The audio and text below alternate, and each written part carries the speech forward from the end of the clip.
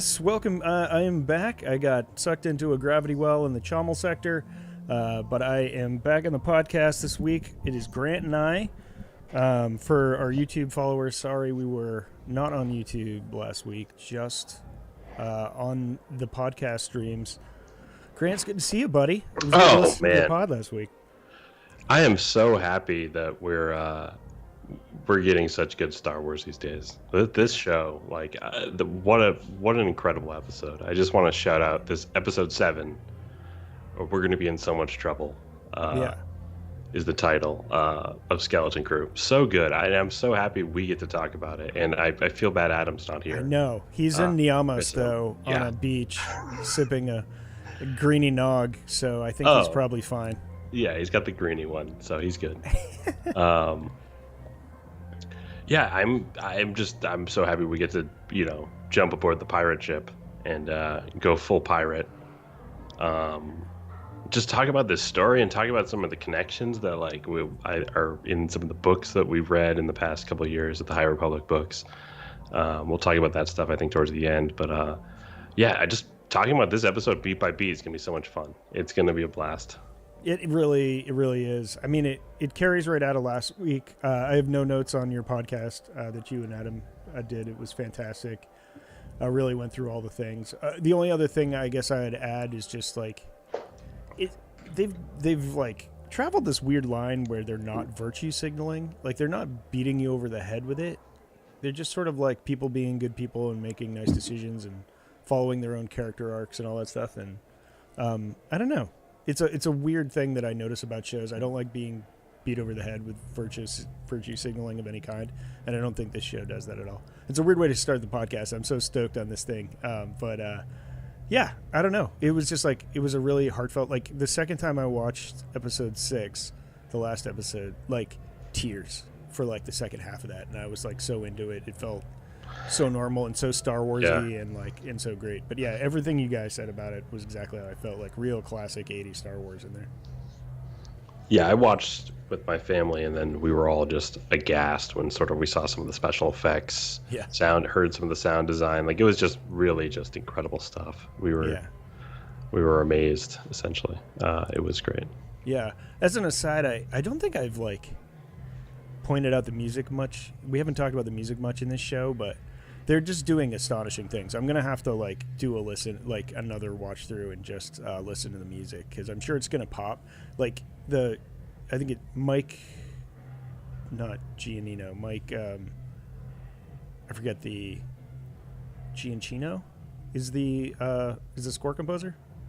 I'll double check it in a second. Yes.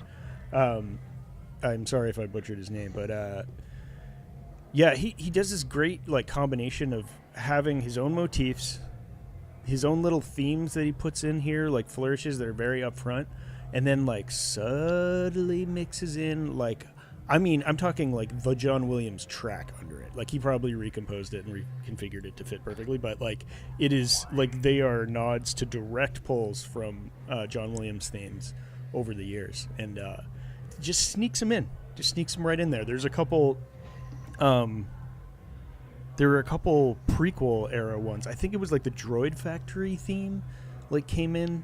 I'm not sure if it was 6 or 7, but we will cover the music in this. I feel like it sounded similar to a Rogue One sort of treatment of the Rebel theme almost, for the kids and their adventure, but sort of pirate skewed, obviously, a sort of I don't know, sort of melodious chamber sort of orchestra as well, with sort of pirate themes as well, throughout the whole thing, and then that sci-fi theme in the episode 3. The music has gone through so many twists and turns, but then when it comes back to this core theme for the kids and the adventure that kind of really goes all in this episode, I was this works, and this is incredible, and this is iconic, and just huge shout out to that core theme, I think, that then comes back in this episode and keeps going, that's sort of the main crescendo that happens over and over again, and then turns into a lullaby with sort of just single harp notes or something at some point, right? That stuff works so well. The discovery of AT-AT and all that stuff is just so good. It gives me the feels. It carries the, the emotion through well. It echoes and enhances the emotion of what you're supposed to be thinking. We'll talk about. There's a scene at the end of episode 7 here that definitely the music just worked, just added so much to an already amazing scene. But that's at the end. So why don't we start at the beginning? We're burying the lead here. This episode was amazing. So we've had this little through line from the parents, and we catch the parents here. Finally, this is incredible. My wife goes, "Why are they out in the woods? Why couldn't they do this in their backyard, where it's like their private property?" And I was like, "That's a great point. I have no idea, but I'm with them. I guess it's just that bad of a surveillance state that you have to, even as adults, have to sneak into the woods to start up this transmitter." And maybe the droids would know if all the parents, all those people, are together in the same house. Well, there's energy surge, right, at his desk that they sent scan. So those droids don't miss a beat. It's almost like they're one hive consciousness. This was such good comedy, though, and so the blocking was incredible, and the droids running through the forest looked awesome. And and yelling, parents just getting stunned. And the droids are yelling, "You will be stunned for your own safety." Yes. Stop, or you will be stunned. Yeah, that was terrifying and amazing. It's the second time I watched it, it flew by, but the first time I watched it, I was like beat by beat. I was like, is this person gonna get it away? I'm like, good. Are they gonna kill everybody? Like, what's... And they obviously didn't kill anybody, but it was high drama, really fun bit. And then we had the droid, which, you know what, we totally don't know the name of, right? The transmission droid from the High Republic. Oh yeah, do we think it's a transmission droid from the High Republic? It could be. I do, or a version of it, and the EX communication droid. EX communication droid. Okay, it could be. Whew. And I don't know. That's kind of what I think, because they're like real space communicators. Like you just Pony Express was the way they communicate in the High Republic. If you're not. It is cool that it's like a hollow message that they're sort of transmitting out at all times, and it's the most touching hollow message of all time. We'll talk about that in just a minute. I don't know if that's the next beat, but no, it's not the next beat. But that was it. So great scene. Then we get into the Onyx Cinder, and Wim's pouting again because he doesn't want the adventure to be over. And War is afraid of his common life, which is sort of hilarious, given what I thought it was kind of unclear. It was a little unclear to me. I didn't really.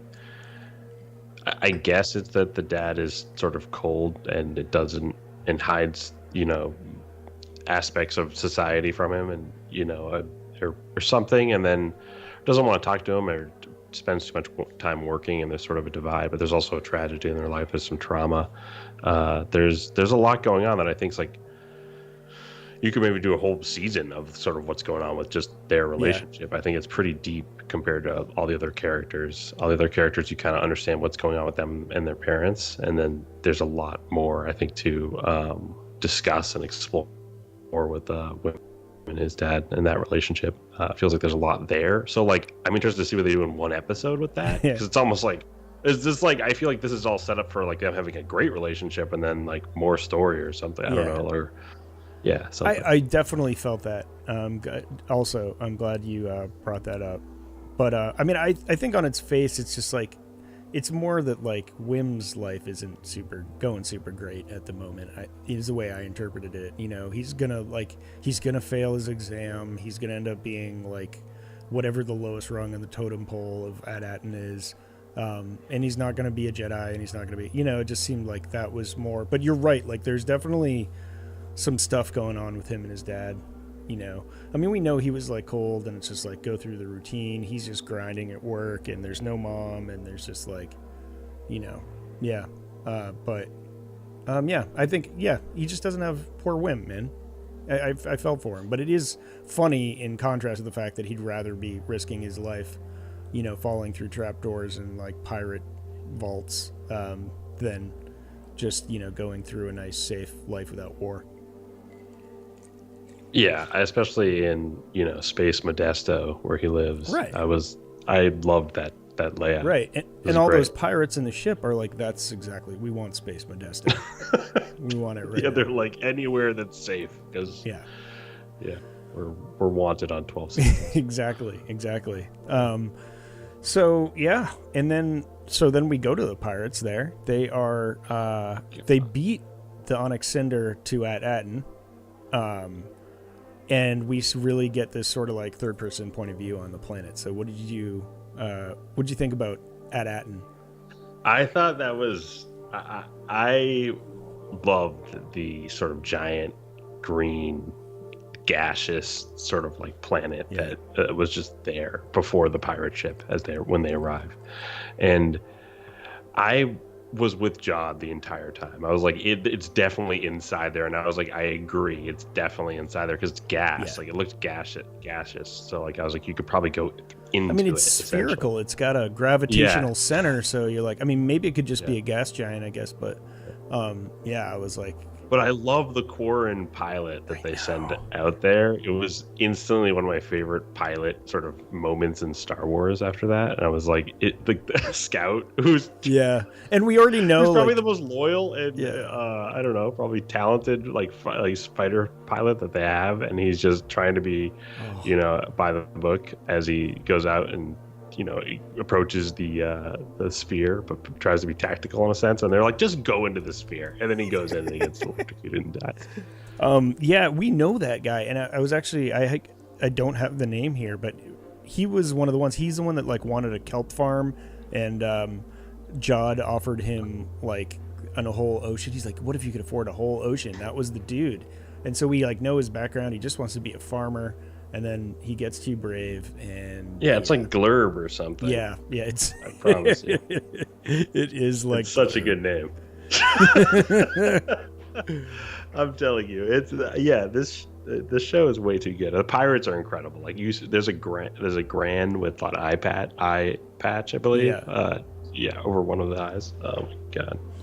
Yeah, so good. No, the pirates are amazing. It's funny to see Vane running around back there. Vane and Space Urkel are Pirate Urkel are working together. And I don't know, it's just funny to have. I love that he doesn't have any speaking parts. He's not like a real character. He's just there. And it's kind of cool. Yeah. So, so Brutus, though. I know. So much about Brutus.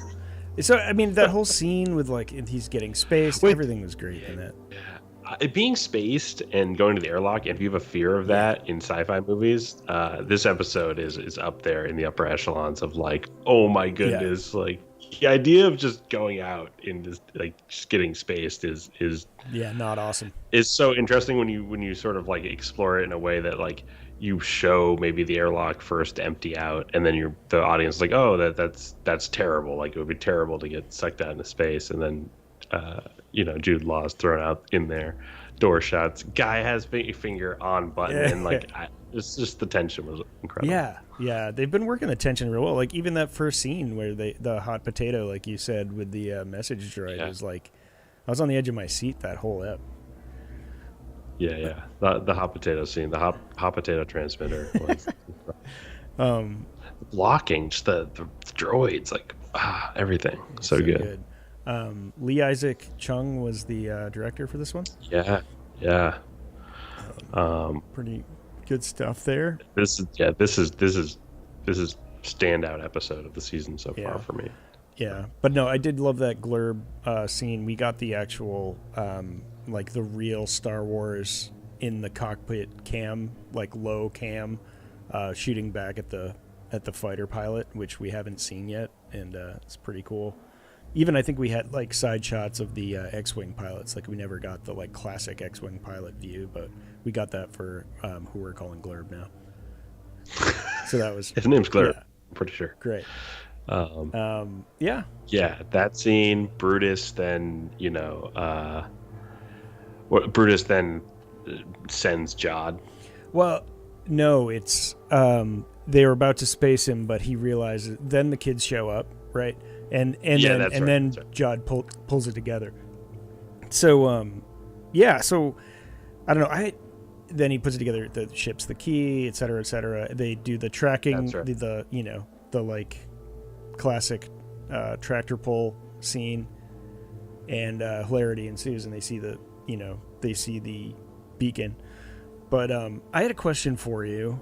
Do you think that all the other, because I'm still thinking about like what the Jewels of the Republic are, do you think the other ones were decoys?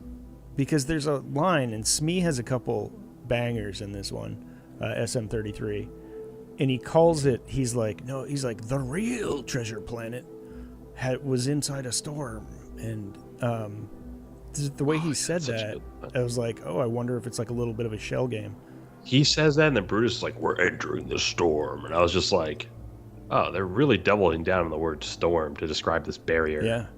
Which we, as readers of the High Republic novels, know all about storm walls and sort of storm seeds. The sort of that the giant electric generators. They looked like storm seeds to me, and sort of my imagination of storm seeds from the High Republic novels. Yeah, they actually look exactly like the ones from Outlaws.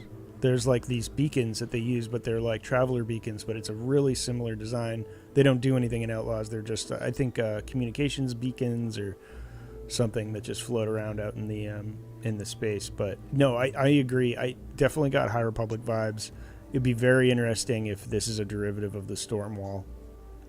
It was interesting when he said that's why me captain stole his first mate's Old Republic ship or something like that. Like SM-33 basically highlights that this ship was stolen, and it's like an Old Republic ship that somehow is built to go between the jewels of the Republic, like you're talking about, or just Old Republic planets of significance. Yeah, I love the fact, and sort of has can landing sequence, auto landing sequences are always overriding. Always overriding, and it's a great bit. Keep bringing back the auto landing there. Everyone's always just like, it's such a good bit. They're like, well, he's like, it looks like an auto landing sequence has initiated. It's just like, oh yeah, of course. Like whenever you pilot, it just, that's how you land. Absolutely. I love that they actually, the device that the ships were the key. That makes a lot of sense. There's like so much brand new Star Wars in here in like such a fun way that just makes a lot of sense. And that's one of the things. It's like, oh yeah, the ships, it's not a path engine. You don't need a path engine to get through. That's like too complicated. But it's like the ship is built to do that. Bypasses the sensors. You know what? You guys talked a little bit about the design of that ship last week. My 2 cents on that was I got Mantis vibes off it from Fallen Order / Survivor. Yeah, you're not wrong. That's a pretty, those silhouettes match. Yeah, I would agree. Other than the wing design, obviously the Mantis has that sweet swivel wing, and this one has, actually the wings kind of swivel, but in the opposite direction. That's what I got, and so we don't know how old the Mantis is. Actually, it's kind of one of a kind, but it could be old. It's got to be a pre New Republic. So that's what I think. Empire. So that got me thinking about what that means, that this ship is an Old Republic ship and sort of connected to AT-AT. What does that all mean, essentially? And I came to the idea that this ship must be this ship must be the storm wall technology from the High Republic era, and this way to build barriers and things like that maybe comes from an even older era than the High Republic. And I wouldn't be surprised in the novels that we read, there's maybe the Avon Staros sections or the Chauncey Yarrow sections. Could they have mentioned that this technology existed in the Old Republic, and that's when they brought it to the Nihil and all this storm wall sort of occlusion zone stuff that we've read in the books there is sort of derived from that. And it's an awesome question. That's sort of the stuff. Yeah, it's a crazy question. And the show kind of just But like that's just such a background note for people watching this, like who don't read the books. They're probably just like, "That's awesome!" Yeah. Like the visual effects are just incredible. Yeah, so just shout out to the VFX in this episode. Yeah. Like if any show deserves a sort of VFX achievement award, it's this show. Yeah, there's so much nuance in this show, and like even in the lore drops, it's still giving mystery boxes for us to unfold, and they don't have to answer them. It's just going to be something that's like kind of exciting to watch and go through. So, yeah. So they go, yeah, but just so cool that they. I love that the kids sort of escape. Yes. And Jod sneaks aboard. That is such a cool. And the way they escape, with the like claimsies, unclaimsies, reclaimsies, like bit. Oh, so good. Yeah, the claimsies bit was incredible. And it was. And SM33 listening to Fern was awesome. I was like, this is SM33. This is who he is. Yeah, he was like, you know what? They're better. He's like, I liked Fern better as captain, and that was it. And he took his side and did the thing. That was so fun, man. And SM33, what a great character. I love that the rat makes an appearance. We did bypass Brutus's death, which is pretty rough. No, right. That's we did. We went past it. Yeah. Remember when I was like, there's definitely going to be like a redemption arc for Jod? That's not going to happen. I'm going to. This is my concession Brutus speech. Cold blood in this episode, and it is like it doesn't shy away from either. He just murks him, and then it's just reverse shot shows him lying there dead in the crane in like the claw. Yeah, the claw bit was amazing. By the way, the claw bit. It's very intense. Yeah, that claw is terrifying, and it's like again a super Star Wars thing to do, to snatch him with that. But yeah, I mean, no, Jod's he's in a rough patch right now. He's in a very rough patch. Well, but I don't know. The way this episode ends just makes me think it's it's the ultimate meme of all time. Of Youngling Slayer. Those bags. You know what I mean? Like whatever the meme is, it's just like it's him at the end. Yeah. It's so with good. the bags. Yeah. It's Yeah, that's gonna be a meme forever. A meme forever. Yeah, he gets a forever meme in this episode, which is kind of incredible. And I think it's a positive meme, and I think it's going to send his character in a positive trajectory. But meaning, if he doesn't have to worry about money, he's a pretty good guy.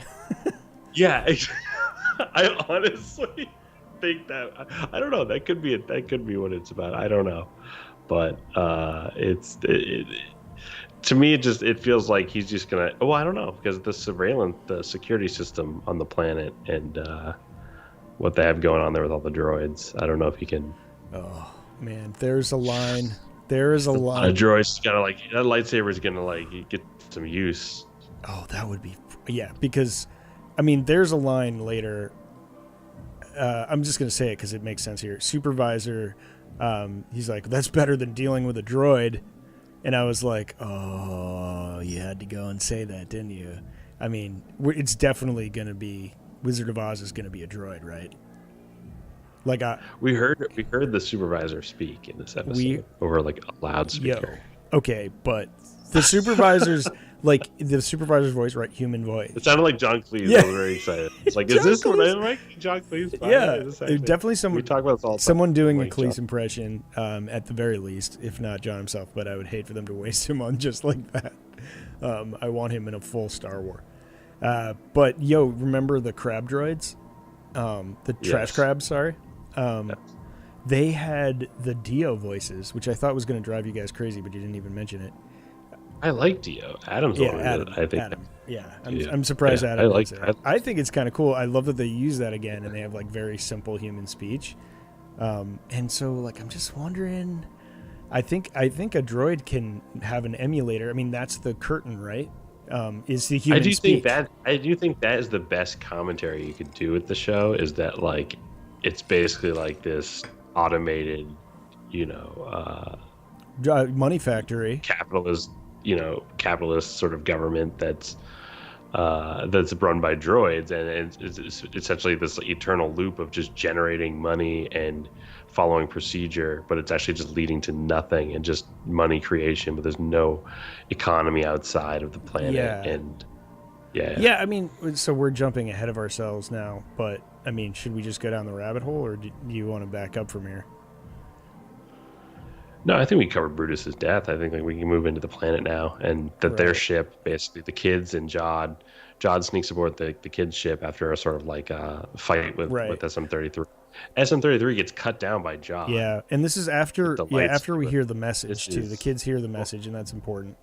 oh yeah, the message from their parents. That's a huge Yeah, part. I mean, obviously, super like reminiscent of Leia. But it was that's the only thing that kind of checked me out of it for a second. I was like, wait, what? Like they're not. I'm like, tell them how to get home. Like give them directions, and they're just like, no, we just want our speeches of support to help you. They're like, you need to find a Republic emissary. I Yeah, was finally like, there was okay. some knowledge. I'm like, okay, they just all wanted to send their love letters first, which was really sweet. But I was like, wait, I'm like, get to the brass tacks here. But yeah, the Republic emissary. So like, they're supposed to be connected to the Republic, but I have a feeling that they're not. Or do you think that the Republic actually has like regular runs into the planet, and this is actually like a money factory, and it's like super hidden? Or do you think that they're just like printing money, waiting for an emissary, but one hasn't showed up in a million years? That's what I think. Yeah. Yeah, I think an emissary. I think they haven't had a ship in a very long time because maybe the Stormwall technology. Yeah, they can't even get through it, or it's forgotten. Or like in the like purge, like when the Empire took over, they just didn't know. I mean, I find it hard to believe that the Emperor didn't know this was sitting there the whole time, but it would be pretty funny if he didn't. I kind of want the supervisor to be the pirate that he keeps talking about. Oh, Tech Ramiford or Tech Radden or whatever his name is. yeah. I was like, I was hoping it would be that pirate who decided to be like, oh, this actually works for me, and took over like just the top spot of the droid, like manipulated the droids to take over the top of the pyramid of like society, and he's then just sitting on a horde and just sitting like Wizard of Oz, like behind everything. Would the droids be helping them if he was still in charge? Maybe he's just like, there's a skeleton up there, and it's Tack Renan is his name. Tack Renan. I mean, and Tack Renan's skeleton is there, and like the droids have just like been stockpiling money ever since. Yeah, actually, because the ship must have crashed years and years ago, being underneath that much earth. Yeah, so maybe he's gone. I think he's his supervisor's a droid. It's got to be droid. I'm just trying to think other ways he could go. Here. I know. I think that was too heavy a hint, but there must be. Yeah, because I mean, I'm still rooting for pre-High Republic era, like how long this planet's been here printing money. But yeah, I mean, who knows how long? Yeah. I was like, I thought for sure it would be the captain as well, but unless he had some way to prolong his life, or they have like the ghost of Tack Renan, or he's put himself into a digital consciousness or something. I don't know, because he kind of had that at his stash. He had like recordings there, but. Hopefully we'll get at least another recording from Tack. But yeah. Anyway, so then they initiate after Jod cuts down SM-33, which is brutal, and I almost think steps on the rat. You gasp again, and you're just like, "Oh my god, this is wow!" Like he's gone. Like, and a lot of fans, I think he'll come back. This and fan I'm like, does. You do too, and I'm like. Yeah, you'll have to. A KB will have to like fix him at some point or something. Yeah, I don't know. he's Someone fixable. Who's good. Yeah, good at fixing droids. He's definitely fixable. I'm hopeful, but it was a tough scene because he was like kind of the hero of the beginning of the episode, and then just like cut down. It was tough. And then the Jod threatens them and their parents, and waves the saber around. Yeah, threateningly. Yeah, that was something. That was like you really got that. It was almost like the first scene with a lightsaber. Like it mimicked the sound of like the pulsing electricity, where you were like sort of like, Luke, yo, be careful with that thing, dude. You know, like that was always the first thing in my mind when he was waving that around, and like that's what the way I felt he was kind of waving it in front of their faces. And I still think he's being manipulative, as mean as he's being. Yeah, I was like, where are you at? He's Where are just you with on his one. John the Jedi nowadays? Like, for me, it's like this is I just don't think he was ever a Jedi, ever. Like, I don't think he ever studied in the Jedi Temple, ever. Like, it's just I just don't think he ever did. Yeah, I get that. He's just a little too proficient. I'm sort of rooting for a situation where he was a Jedi and has just been on this road for so long. It's all he knows, and he's having a bad day. He's just like so far away from it. I would love that reveal I love that reveal.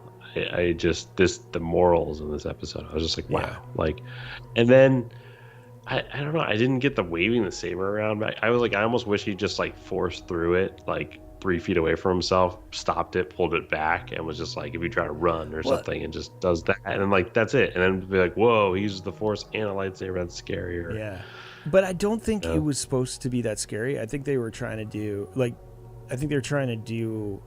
it was nuance. Truly scary. Are you kidding? No. The lightsaber was like inches away from their faces. I'm like, this is terrifying. But it was like the actions of someone that's trying to scare kids and like not really having violence in his heart. It's a lightsaber. Yeah. Like he was not. It's not a flashlight. Yeah. It's not like. Oh, it was terrifying. But I'm just saying there was a little bit of nuance in there. I thought that was too close. Honestly, I was like, why not just do something where you throw it to the side and then demonstrate some prowess with the lightsaber, and then whoa, and then you're just like, yeah, what, and then Fern and that exchange where he's like, what are you gonna say? What do you want? Yeah, he just like lost it on his kids. Like he was just like, yeah, he did. It's a dad losing it on like his 5 kids. Yeah, and I mean he was a kid bully for a second. I just think it's because they're always doing that. Like I don't really think, well, he's killed so many people. Like he's a bad person, but the kids are his kryptonite a little bit. He's not a good person. Like holding the lightsaber that close to them, I was like, that's actually threatening. And then telling them he's going to carve up their parents, like this was dark stuff. Do you think you really think he's going to kill anybody in the next episode? I mean, any of the kids or their parents? He'll cut that droid's head off. That's standing right behind. Droid's gonna get its head chopped right off. No, I think he's gonna liberate the planet. I think the pirates are gonna liberate the planet for the parents, free the parents, and free all the people to go live amongst the New Republic, the actual Republic. If they want. And if they want to, or whatever they want to do, bring down the storm wall, bring down the supervisor, and Jod will lead them all with a lightsaber and be like, "Kid, you were right about me. Yeah, I am a Jedi, and I have all this money, and rides away with the gold, and is a good person." Yeah. I'm just saying, like, as evil as he's being, I feel like they're leaving like a tiny little bit of like moral, like there's still something there, and it's that's not entirely evil. Like, yeah, he feels so real. Yeah. Like honestly, his strife and conflict as a character is just really palpable. Jude Law just brings so much to the role, and he's instantly actually one of the most interesting Star Wars characters. Yeah, which is what I hoped for, and I'm glad I got it. Like that. When you bring in Jude Law, you're like, whoa, all right. Like, yeah. All right, we're going to bring in real actors to do this. And I think it was a great use of it. It's sort of like, I mean, Oscar Isaac, like he like almost needs his own show, like to shine bright enough in there. But I digress. In the message, there was one beat. Sorry, I'm running back. Where the parents are like, "Don't tell anyone about this place," and Jod just goes, "Oops." Yeah, I remember that. Yes, it's so good. Yeah. It's so good with the vocoder. We get with the helmet returns. I love that he's like, "All right, I'm gonna." That helmet's rad. It's the pirate hat. It's the tricorn almost hat. It's very cool. Yeah, the tricorn helmet, dude. It is really cool look for him. It's sick. Yeah. It's like Boba Fett's helmet with a pirate hat welded to the top. Like, Yep. Sick. It was great, but it was short lived, right? He's like, I'm gonna be a pirate again. This is what I know. I'm gonna do this, and then like instantly it has to come off, and he has to deal with things, and he's just like Jod again dealing with these kids. I like how the helmet sort of organically just comes off. Yeah. Like gets punched in the face, gets his bell rung. Yeah. Like, wow, that scene. Oh my goodness. Yeah, this is a classic one. It was. This is always going to be a good one to rewatch. All right, fast forwarding to the descent onto the planet. Yeah. Should we do it? Yeah. Yeah. Because he's going to come back. Like someone will fix him or something. Yeah, I know, it's a bummer. So we get the supervisor message. So we get the parents. They're about to be whatever sentenced, or I don't know, slapped on the wrist, or like whatever. Oh yeah, in the conference room, and then that's when we get the supervisor message. It's like, this is the supervisor. It's like, yeah, it's like, this is the supervisor, and it's like some pre-recorded thing for like when a ship's coming in, and like you see where the ship's gonna land, and it's like covered in moss. That was such a great scene. They do a great job of like giving you a sense of space. But I think the supervisor's like, a Republic emissary has arrived for like a shipment, like a, one has not arrived in a long time or something. Yeah. Something to that effect. I was like, oh, this is interesting. This is like, and then the whole field opens up into like a hangar. Yeah. Oh my God. Yeah, that was incredible. Pretty amazing. You must be the emissary, and they just like, then he's just on the ride, and sees the massive mint. And I should also say, like, you guys were you just said Chekhov's lightsaber last week, and that's exactly what happened. I had already seen this episode when I was listening to your podcast, and I was like, oh, nice. Yeah. And it's, man, did the lightsaber pay off or what? Like, holy cow. When you finally see it lit, he's like, yeah. Anyways, I digress. I mean, oh, right, yeah, when he takes out SM-33 for the first time. He just lights it. Like, you're like, oh, like, because you knew there was going to be a dramatic lightsaber, like, ignition at some point. But I thought it would be in a heroic way. Instead, it's like, no, I'm just gonna take over. At the end, at the very end, talking about like end credits. No, when it was first revealed was what I was talking about. Oh, okay. In Ep 6, you were talking about. Well, yeah, Ep 6, like we were Ep 5, the end of Ep 5, and then this episode, yeah. I think we've fallen off the rails. And Ep 6 ended like where Ep 5 we don't see the lightsaber, and then yes, you're right, it pays off. Yeah, it pays off in this one. Sorry, that was just one thing I wanted to say because they flipped it there. I was like, when we see that lit, it look cool, and it's a High Republic saber. Yeah. You see like the hilt quite a bit, and so you're already game for this hilt. You're already like, where is this hilt? How do I get this? I guarantee you there are like 5 luthiers making these lightsaber hilts right now, and they're preparing them for mass production. People are going to be all over these because it's a sweet design. It's a classic. Jod's hilt. Yeah, I don't know. Maybe it'll have a real name. Who knows? It's very cool. Because if the lightsaber book came out already, the saber, the blade itself seemed more thin, like almost like a pirate's saber. Oh. Like a rapier. Or cutlass. Yeah, it just kind of looked like Okay. To me, it just kind of looked. It was very slender. The blade itself. Check it out. It almost felt like Rebels a little bit. Just it's a different make almost. Yeah. Like the sabers might have been a little different or something. I don't know. Definitely different era. The hilt, right? The hilt looked. Old Republic, High Republic. I don't know, something. Yeah. That era. Oh yeah, definitely the hilt definitely looks like High Republic, and I'll have to check out the blade again because I bet you're right.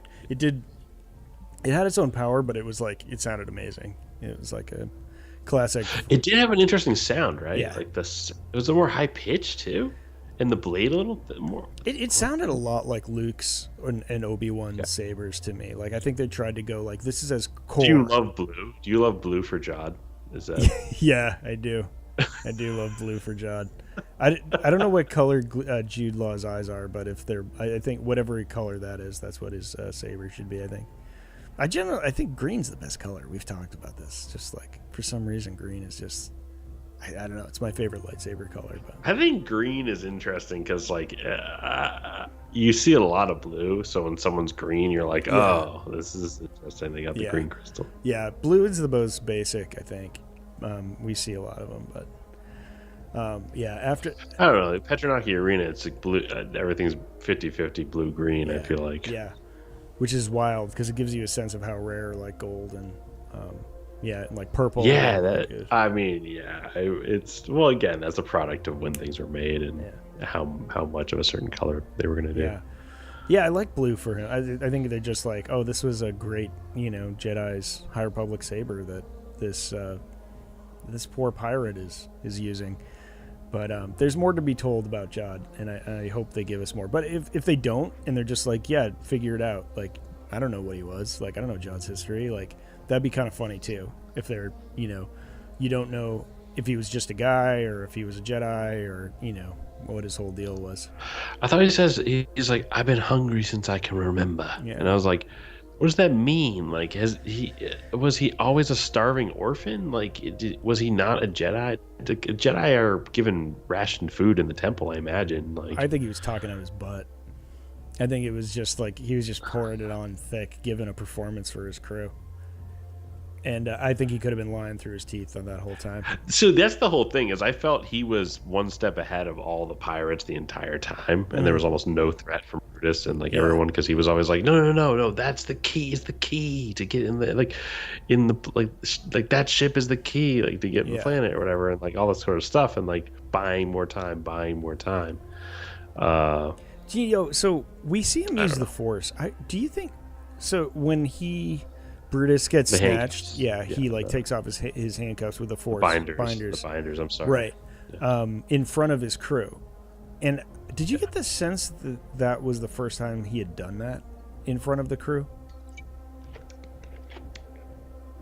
Because I kind of did. I kind of felt like he was hiding. I think he hides his Force powers. It. Like it's like he is a Jedi who survived the Purge, who like just doesn't use his Force powers, and then like. And then is angry at the world because maybe his master died, right? Like Kanan. And then he's a little bit more dark side than Kanan or something. And so he's a pirate. Yeah, I mean, he's been surviving, man. Hungry people do bad things. I love that interpretation of his character. And yeah, he's made a lot of bad decisions and hurt a lot of people. And what if your master is like being blasted by droids, and then you just have to leave them behind, and then your whole life is like on the run and hiding, and like and he fell into piracy. Okay, that's like the one Jedi story I could see for him, but it's like that's it. His morals and like make me think he's never been to the temple, like set foot inside the temple, and then but there's so many of those lessons, those like inside baseball, inside the Jedi temple, like quotes. I see what you're saying. I'm sorry. I'm not trying to knock that down. No. You know what I mean? Yeah, there are. He has the quotes. You're not wrong. Like, they try to steer into the Jedi stuff a lot. But it still could be that he's just like a knows, because it's colloquial knowledge about the Jedi, and so that's what he's just spouting, and he's never learned. But he's got some moves. We haven't got to see him with a lightsaber. Wait, so like if the New Republic has him in their registry as Crimson Jack, and like Luke doesn't care, like what does that mean?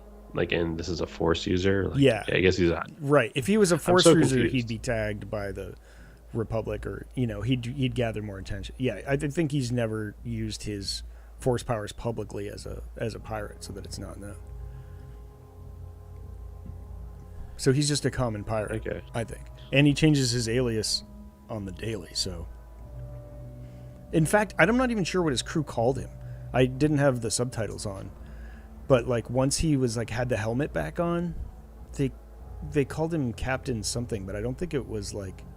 Captain Silva, but I think someone at some point calls him Captain Jod, which I loved. Yeah. I was like, Captain Jod is awesome. Like, that's my favorite name for him so far. It's my favorite moniker for who he is, Captain Jod. He will forever be Captain Jod to me. Such a fun name. It's a fun name. That'd be great. It's a good Star Wars pirate name. I just like it's even better than Captain Silva.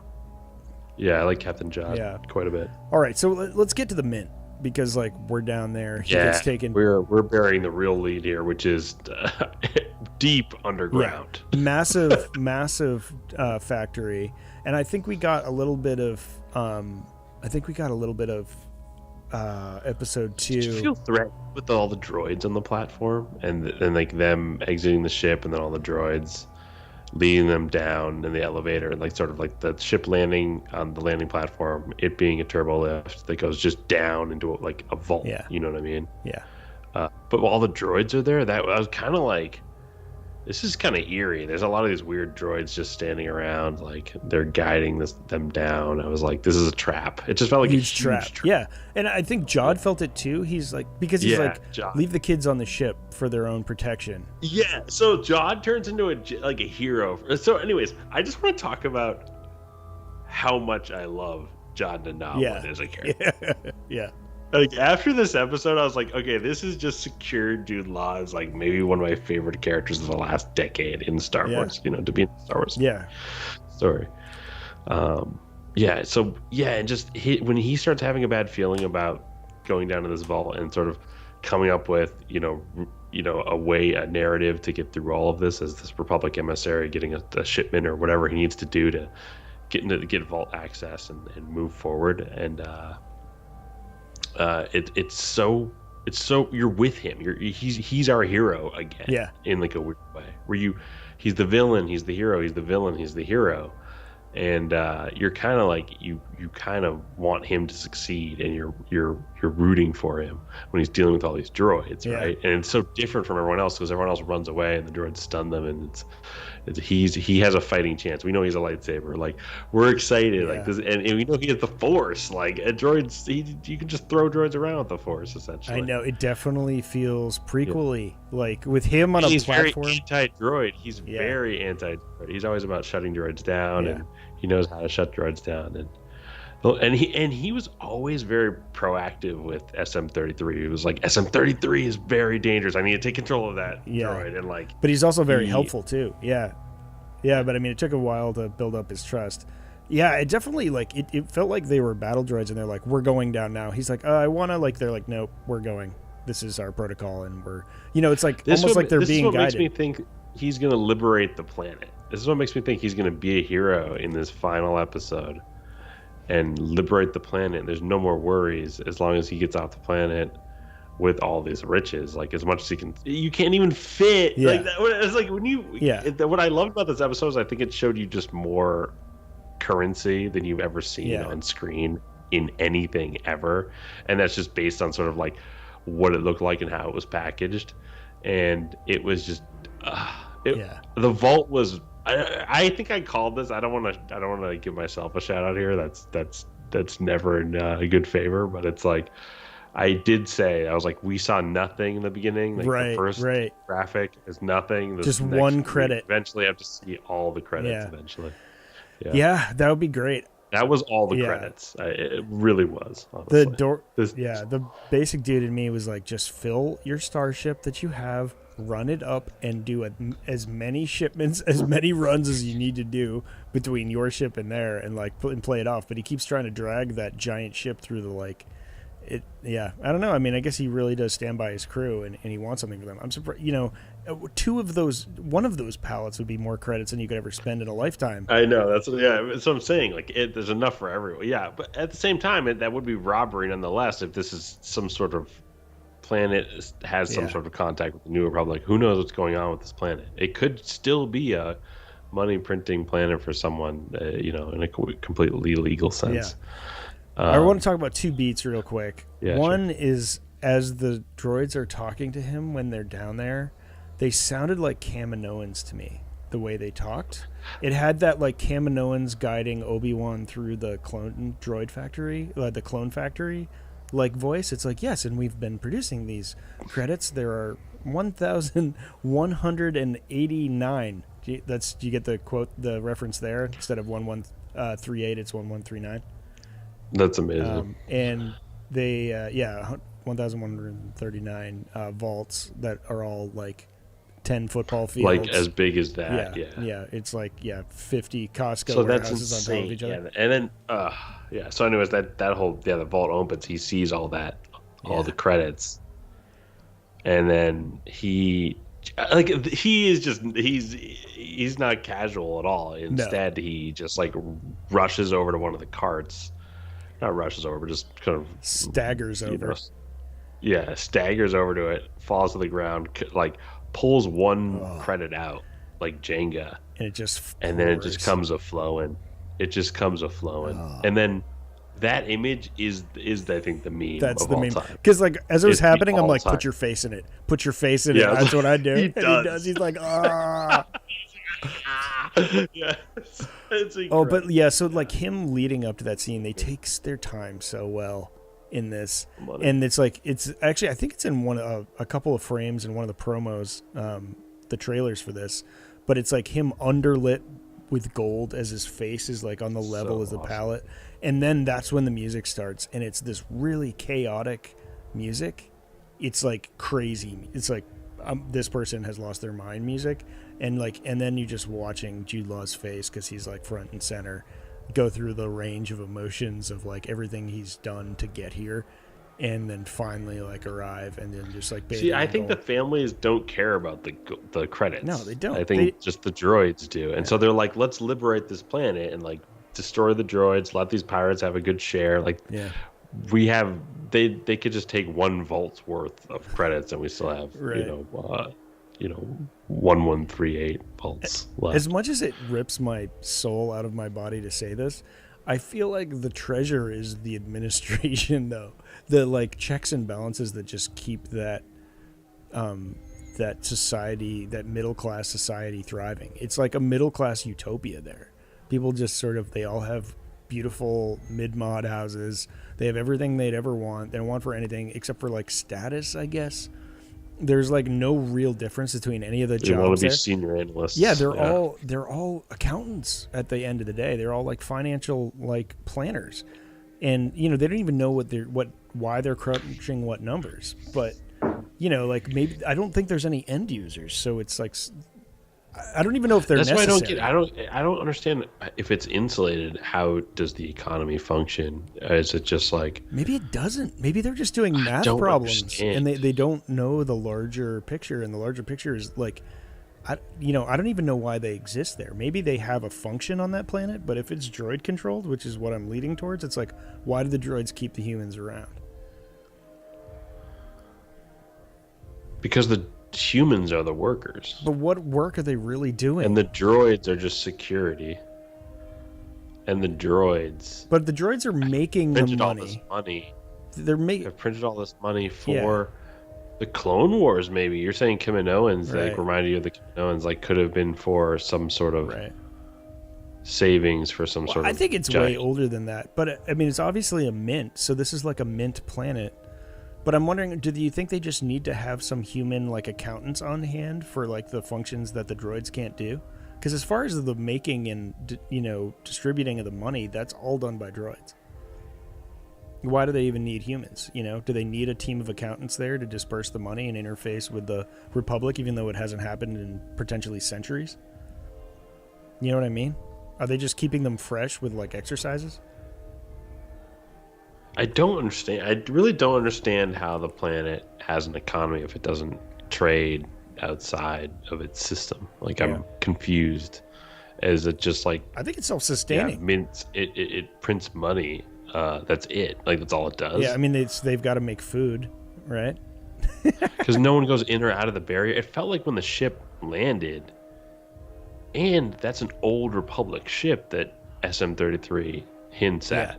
That he says that, that's why he stole it from First Mate. It's an old Republic ship or something to that effect. And it's like, it didn't feel like a ship has landed there since like the old Republic, essentially. Yeah. I mean, that's the way. I mean, there's grass on that, like on the thing. So it's been a long, long time. I think that's what we're insinuating. I don't know. There's some interesting questions to be answered there. But I mean, I think it's possible that they've just been gerbils in cages for 100 years, like standing by. Yeah, that's what I think. So, yeah, I think that's the most likely. Because they have all they certainly don't want for money. I think it's monopoly money for them. It's like, here's 100 credits or whatever for 700, enough credits to like buy a starship. The equity is like just so high on the planet. Like, so the planet's so high equity that like everything is just agreed upon and gets funded, essentially. But if they have those vaults, that money's not even in circulation. But where are they getting the food and the trade? Like, why I don't Maybe understand. there are farmers and stuff, but like, I mean, all they need is food and electricity, right? What is their farming situation like? Like, what's going on? I need to know. This I need is, to know what the welcome to Cantina Chronicles. We're here on Acra I need Station to on a know what couple the of turned over agricultural boxes. situation is on that. Yeah. Yeah. We're just having some jet juice in Acra I Station. wish it did do a tracking shot of like a fully droid operated like farm, because I would be like, oh, okay, Yeah. that's like where this is. It's all self sustaining and it's perfect. And it's utopia and Yeah. it's run by droids. To me, it's like what's interesting about that is the dilemma is that wrong? Should you Right. want out? I don't think if it you is. like it? That's the soul sucking part of me. Is it's a middle Is the class surveyor a villain? Is Oz a villain? Is he really? Right. Because like, or is this voice we heard? Like, are they? That's what keeps. I mean, that's that's why it kills me. It's like this is a middle class utopia. I think is what they have there, and I'm worried if the pirates take over, they're going to destroy it. And it's like, oh, you've liberated us. See, I think the pirates are going to destroy it, and then the parents are going to like lead it, and it will be human led. Yeah, and a more human they'll experience. take it one step at a time and be team players, and you'll be like, a pretty rad planet to live on. Yeah. But at the same time, I think the barrier has to come down. Like, if they're going to do all that, and then you can't do all that in one episode. That's so much to get done in one episode. So I think it's just like, I don't know. It's a lot. I see. For me, I'm like, don't take down that barrier. Leave that thing up, because you'd throw the whole like economy and like I don't know. It'd just be wild.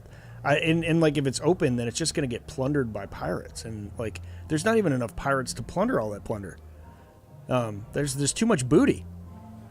I mean, in this era, what's so fascinating to me is that like part of me is like, wouldn't the parents want to contact the real Republic to help if they found out the supervisor was a droid, or like this whole planet was sort of functioning as this sort of like insulated droid run economy, and that's kind of horrific to some people, and they want out from that, and they want to contact the New Republic. But at the same time, like, we're close enough that like there is the Shadow Council and the First Order rising out there, and I'm like, they need, and like the Final Order and just the money that the First Order technology is sort of like seems like the most high tech technology we've ever seen. Here we go. Basically, here we go. You did it. Where did that come from? Essentially, where did all that funding come from for the How do you First build Order? the supremacy? You need credits, right? I'm telling you, the supremacy must have been the most expensive build of all time. And where did the word? Yeah. And if pirates, and the best thing is if Jod thinks he's won the day and getting all this gold, to then rug pull and take it all away from him in the final episode by like having something come that's bigger and stronger and just smacks Jod aside, and he's almost forever doomed to sort of like never sort of truly win the day, but he keeps going. You know what I mean? Like, as a character, that would be just such a fun character. Yeah, but, you could do it. I'd also want him to make out with all the gold and liberate the planet. Like, I just don't know. Like, to me, it's like there's ways you could do it that they're so fun that I'm excited to see what they do. But I think you just answered the question that you asked at the beginning of the episode, where it's like, who could it be other than a droid as a supervisor? It could be a like Imperial warlord, like, that's actually running this thing, and it could be someone connected to the First Order. Yeah, you're telling me Palpatine didn't uncover all the jewels? He had to know this was there, right? What? So this is the thing. Like, when they made, okay, I don't want to go on a tangent right now. I might blow this is why we're here. But like, all right. So since Disney was since like Star Wars has been acquired, right, by Disney, like, I have liked everything they've done. The only thing I think they underestimated was both Darth Vader and Emperor Palpatine. These are like two characters that I'm like, these characters are huge characters. Like, OP. They basically like are the mystique and the compelling sort of operatic villains of the original trilogy. They're like these just standout characters that everyone knows. They're kind of iconic. And to me, it's like they're both like, if you're going to tell more narratives, I think like you basically have to weave those characters in a way that feels organic, and that they're like, the larger story is almost like their echoes ripple through these larger stories like throughout time. And and to me, it's like, I feel like I don't know. I just feel like those characters have just been underserved, and I just want to stand here and say, bring Darth Vader back. bring Darth Vader back in everything and sort of weave him in and make it work. And I think they're doing that with Ahsoka. I think Anakin Skywalker is sort of coming back, and I'm like, okay, there you go. It's like the whole narrative now threads together nicely. It's a fine-tuned thing, and then I don't know. I mean, I think obviously Vader has passed on, but I mean but Palpatine knew about everything in the galaxy, right? So like, these jewels of the old Republic, like Palpatine probably he researched must that. have known, right? And that's what I mean. It would be comical if he didn't, because he, like, you know how he walks around like, oh, everything is proceeding exactly how I've foreseen, and the whole time there's a planet in his galaxy with more money than he could ever contemplate, like, because it definitely predates the Empire, whatever is going on on this planet.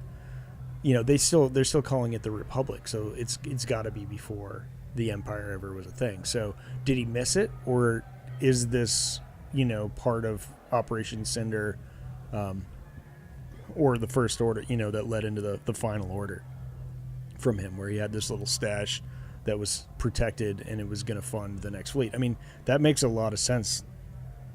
I mean, a lot more sense than just like privately funding the First Order, you know? Yeah, I don't know. I think I do first. My first theory is that it's an old Republic sort of world. Yeah, and it's just forgotten about. But my third or fourth. No, I definitely think a First Order sort of like there's some, or like eventually the First Order will discover it or something like that. I think it's definitely an old Republic world, but I think there's a chance that Palpatine knew about it and just kept it as like his piggy bank, you know, for like in case of emergency. But you'd think he had to fund a whole empire, so you'd think he would have to dip into that to do it. Maybe he did. Maybe this is what has been the financial foundation of the whole empire and everything since, and it just keeps printing money. But I don't know. It'd be kind of fun if he didn't know about it. And I have a feeling it would be a wild, like, and the Empire's, you know, the Emperor was involved, or a name drop. I think that would be kind of like whiplash to get that. I don't know. We'll see how it goes. I can't wait, honestly. I think the Surveyor, the Supervisor, I'm sorry. I feel like that character is that reveal is going to be really fun, and that will make her. And I think a couple shows have sort of done this sort of like who's behind the curtain reveal in, like, you know, like Fallout and not like in Silo, not in Star Wars.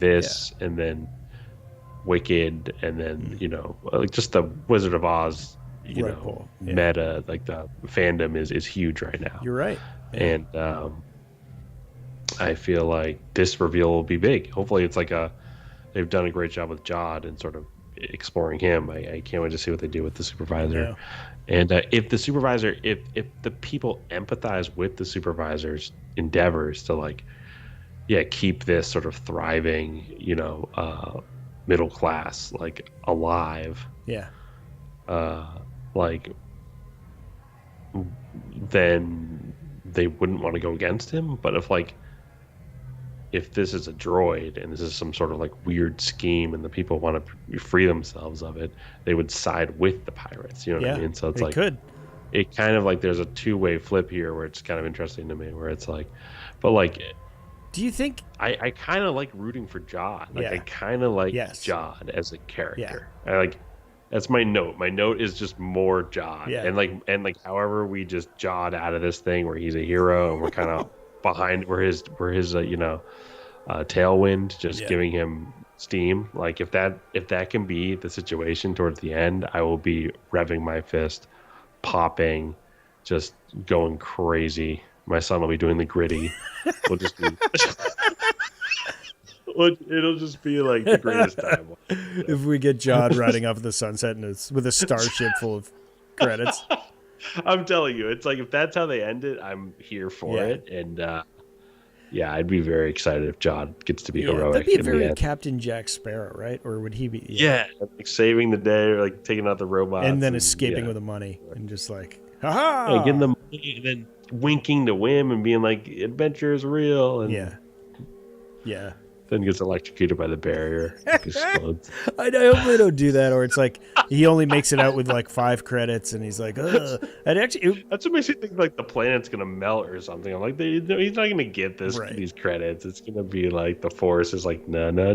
Yeah. Like, I wonder, man. You've done bad things. Yeah. That's hilarious. Yeah, I don't know. It'll be exciting to see which way that goes. Wait, this will be a big episode, and we'll all be here to discuss it, which is awesome. And of course, like, so the episode ends with the reunited families, and everyone's there and they're happy, and Jod lights his lightsaber. And the kids are like, "We brought a serial killer. No big deal." Yeah, and it's like, oh, by the way, we might all die right now, which is kind of funny. But I think Jod's gonna spin around and take out that droid. Yeah. And then immediately ask questions about what's going on. They'll be like, "Dude, we have been held hostage by these droids for hundreds of years. Please help." I wonder if there was a weird pause when I forget the blonde mother, Fern's mom. Like when Fern's mom was on screen, Jude like kind of mean mugged her for like an extra beat or two in the starship during the message, and like I'm wondering, it's almost like he knew who she was. I don't know. She could actually know the truth. Actually, right? Didn't the dad say in the last episode, like you don't find out? I was going to tell you after you graduated. Yeah. After you graduate. I thought it was like they tell you after you graduate. Yes. And so maybe they do know that they're like under droid control, and that's the deal. But they seem to be going along with it. I mean, she could have said anything on that. Transmitter. But what happens after you're told? Are you allowed to assimilate with the culture or leave the planet and go to the New Republic? Like, I'm wondering what's the point of learning that? It's probably yeah, right. Like, why would they tell you if it's fall in line or die? Like, why would they do that? I don't think it's about that. I think it's because they're like, listen, this is how this works, and if you just play along, you're gonna have a great life. And they're like, yeah, we will have a great life, and I understand, and we're going to keep supporting it. That's why my question to you was going to be, do you really think that the parents would be like, yeah, F the system, rage against the machine, tear it down, when they look so happy in their lives? Like, I don't know if that they would do that. Yeah, I'm interested. It's interesting. Are the jewels of the old republic like experiments, like government experiments? Like, I don't know. Yeah, will something be revealed to the parents that will change their mind? Like, you're just the Fallout thing where you're just rats in a cage sort of thing? The supervisor sounded human. He didn't sound like a droid. But it could be. I'm telling you, it's already been precedented that droids could sound like humans in the show. Why can't it be the ultimate pirate who's turned fat cat and is like, this droid thing works for me and I don't need anyone. I manipulate the system to make everyone keep printing the money for me, and I printed endless money. And the thing is, you have a character who has a monologue sort of about having all of the money and what that means, and compares to like Jod's want of money, you know what I mean? And being the greedy one and having sought greed and done lived a life of greed and been this very, very wealthy individual running this money printing mint planet, like, and then that character meeting Jod, and that character being possibly a pirate, the character we just talked about. Yeah, I mean, I'm still hopeful. I'm still hopeful that it's I want all my things, right? I'm still hopeful it's like a pre-High Republic installation, or like, and if that was the case, it could be like Tak Renan the Sixth. Like, maybe it's like just been generation after generation has like kept this secret and kept this place together. That could be a thing. I mean, it'd be so funny if it was a Jedi. Yeah. It's like, I'm a Jedi. Surprise! I mean, yeah, I can't wait to open that box. It's It's not. It's definitely a droid. We're just shooting in the dark, trying to find other things it could be. It's probably a droid, but just like because like there's so much droid commentary already with Jod that it's like it has to be a droid basically, because that's like the foreshadowing. All the authorities are droids. It's just like, and they're just like little mice. The supervisor is just like a more advanced droid, and Yeah. so he has a human like Yeah, voice. it's like a hive mind. Like all those droids are. I thought when they like opened that door, they were going to show the supervisor, and it was going to be like a giant supercomputer, and like that was going to be the supervisor. But but it was like, oh no, they're taking him to the vault. Like I didn't realize that's what they were going to do. But yeah, I would love a Lobot sort of character though, who's like, who doesn't love a Lobot? I guess we already have. We have. I mean, KB kind of checks that box. Yeah, we've got. Yeah. Well, I mean, yeah, interesting. Who is this supervisor? It's got to be a droid. It's got to be a droid. Yeah, it got to be a droid. Okay. But final theory, droid. Yeah. You heard it here last. Yeah, you're welcome. Yeah, I do like you've now planted the thought of having Jod rip through a bunch of droids with his lightsaber and like force abilities, like throwing them off catwalks and stuff. And I need to see that now. Like he's really been holding back, but it like finally clicks in. Wait, you just want to see him go full Jedi? I do. Wreck house. I do. I just want to see him go ham. Is that so wrong? I'm a Star Wars fan. It's not. There's wrong. a lightsaber there. Like use it. Yeah, we'll know. We'll know next episode. They will have to show us whether he knows how to use a lightsaber or not next episode. And he's a little rusty, but it starts coming back to him. Like that would be really cool. But he gets stunned immediately. They're quick to grab their little stun rifles. Those droids. They are. I don't know. I mean, how do you stop that? You can't even stop. Can you stop a stun round with a lightsaber? Yeah, I think you can. You would. I think you can. Remember this? Yeah, I think it absorbs. Yeah, right? remember the scene with Ahsoka, where in Tales of a Jedi, where she's surrounded and they're just pelting her. And she must be able to deflect with a lightsaber. So that'd actually be pretty fun to see on screen. It would be rad. All right. This would be great. Anyway, so many things. I can't wait either. So a couple things off the rails I wanted to tell you. One, we've been talking about Ahsoka a lot. The other day, I was I was actually in an Airbnb. I'd just seen a show. Everyone had gone to bed, but I was still awake and like couldn't go to sleep. Had a couple beers that night, feeling no pain. And flipped. You put it on? Yeah, dude. It was like someone left their logins, and I'm like, I wonder if Disney's here. And like, someone left their Disney login on like the Airbnb TV. So I threw on Ahsoka episode 1, and then I watched it again like last night. Like that was like 3 weeks ago, and I was like, I had such a good time watching that episode that I threw it on again at home to be like, no, like, did I really have that much fun? Yeah, I did. It is so Kurosawa. And it's so fun. I mean, it's like kind of a near perfect Star Wars. Like it starts with the dark side and like Baylan Skoll and Shin Hati like raiding that ship, and it's just like there's a lot of candy in that first. I'm gonna keep watching my rewatch. Like I have, dude. The best part is when Anakin, the spirit quest with Anakin. It's gonna be the music. Yeah. You gotta listen to the music. Yeah, the music's out of control. The music's out of control. Yeah, it like that show like boggled my mind when it was happening, and I didn't really know how to take it. But I just like authentically loved watching that first episode. You know what? I think we give that. I think we rate that. I think a lot of people actually, not just us, but just we don't talk about that show enough. I think that's the best way to put it. Is we don't talk about it enough as being actually a pretty cohesive and bold new Star Wars story in terms of like it's Peridia and going outside the galaxy and eventually these ruins and sort of establishing all this lore, and that's kind of like the stuff I've been wanting the most from Star Wars. I think it's like I don't know if the delivery system is just Dave Filoni, because Dave Filoni is sort of the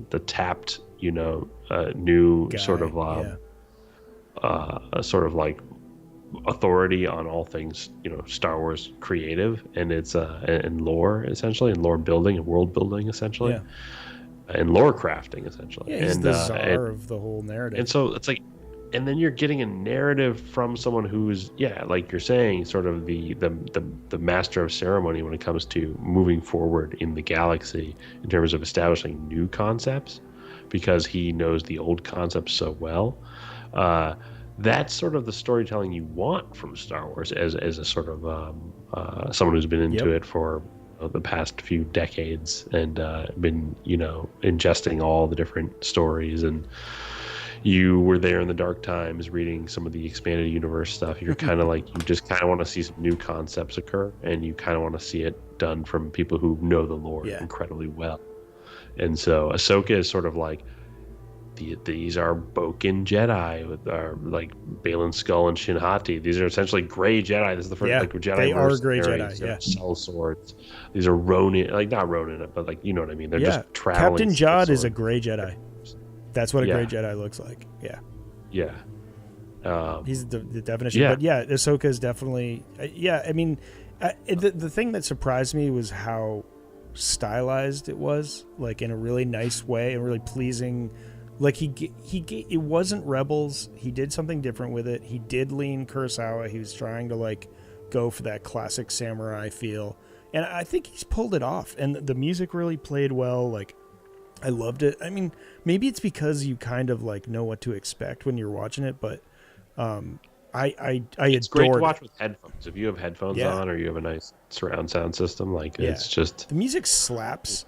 And it's incredible. Yeah, and then the special effects are amazing, and like the Ahsoka like moves are like stunning in the beginning. The punk rock scene with Sabine Wren on the highway sliding under the speeder is like sick, and then like totally different. Like I don't know. I'm gonna keep watching and see if I still have this energy. Like I don't know if he just knocked out like the first episode. It was long too. It was like nearly an hour. And but I did think the heroes were going to take a bigger L, and Thrawn was going to be a little bit more cunning, because he just like bombards them at one point, and they're on the wolf, and I'm like, okay, like your bombardment did nothing, like at all. Like this is not what expertise are you employing here? Right. And then witchcraft is essentially his greatest weapon. Yeah. And I was just confounded by just some of those choices, and that's it. That's my only dings of like the show, really, and like that, and maybe some of the Ahsoka stuff was just. I thought Ahsoka should move faster, and I think I said the tendrils like should be CG from like day one. I said this day one. You guys remember this? Episode 1, day 1 of the pod. I was just like, it was preseason. I was just saying.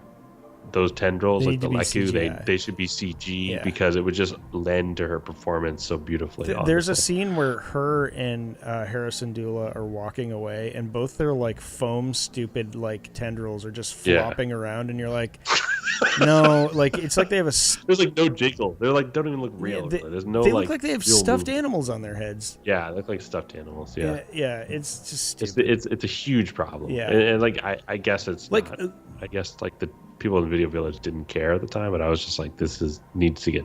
I would just be like, this is definitely getting touched up, right? Yeah. Like, we're definitely making a move. And they didn't have the money. They didn't have the budget for that. The whole thing is like the way she can move her head and like how they could move could be so captivating. Yeah, like you could really be captivated from the character. I feel like if you have Leku and you're running, they would tense up a bit or something like like there's. I don't know if they're prehensile, but they're like. Something to the degree. I think they're a little prehensile. Maybe, I guess you're right. Maybe possibly. not. I don't know. I just feel like they're ears essentially, but like not like our ears. I feel like to me they're like I don't know. It's just they're definitely voluminous. We're down the rabbit hole on. Yeah, we were down the rabbit hole. Twi'lek ears. We're nitpicking Ahsoka, and we really want to just praise Ahsoka for how good it is. Yeah, so that was the thing. So I'm going to keep watching it and let you know how this because I tried to rewatch it right after we had seen it, and I was like it was too soon. But enough times passed where I think a rewatch would be fun of Ahsoka. I think it's also a demonstration of the best animated character turned live action character of all time. Yeah. In two different ways with both Sabine and Ezra. I really think the performances of Sabine and Ezra in this show are just so good, and I don't know, that's great. Yeah, I love that stuff. Anyways, what else? What you said? There's one other thing. So the other thing is, I've picked Outlaws back up. And so I haven't done the first DLC yet. I've been trying to like casual platinum. Like there's so much I didn't do in that game, and like I'm just like going for aesthetic stuff. But there's like a couple of secret like gear sets that are hidden behind like massive like whole game long like quests, like side quests, the like Jet Corvo quest, and like so I'm just gathering stuff casually, like taking having having a blast, dude, because I wanted to get my like game up before I went into the DLC, and I'm like well, I want to have all the fits in case, so I can choose my right fit for that thing, and like, you know, because they all have different skills. I'm running Gunslinger now, which is super fun because you can like it just keeps amping up your adrenaline, and then you can, with certain charms, you can pick off 8 people in Adrenaline Rush, and it's like you just like mow through folks. Like I just like went through the entire Imperial Army and their like death troopers for fun in like 3 minutes. It was just like bang bang bang bang bang, you're all dead, and it's a blast. But anyways, so I've been doing that. It's fun. But the reason I wanted to talk about it for people that are playing, I accidentally hit the store button, which is where you like go if you've purchased, you know, whatever, to download the DLC. But there's 2 free fits, 2 free like skin sets on the store for Outlaws. If you're in the store and you press the like in the menu, I mean, if you're in the game and you press menu to go to like the maps and that stuff, and you press the right thumb trigger, you go directly to the store, and it's just for Outlaws. And there's 2 free outfits, and one is Boba Fett across the like board. What? You have what? It's like, I'll be right back. I gotta go down. I gotta go play my game. So it's I mean it's like her fit, but like all like stylized like Boba Fett. All so right. She has like a little cape on the back. Yeah. And you know, it's like, and she has the shoulder pads and like. But it's like everything. So it's like her whole like outfit, and then it's like her blaster looks like it doesn't look like an EE3, which I thought it should. But honestly, do you know what would give this game some replayability for the ages?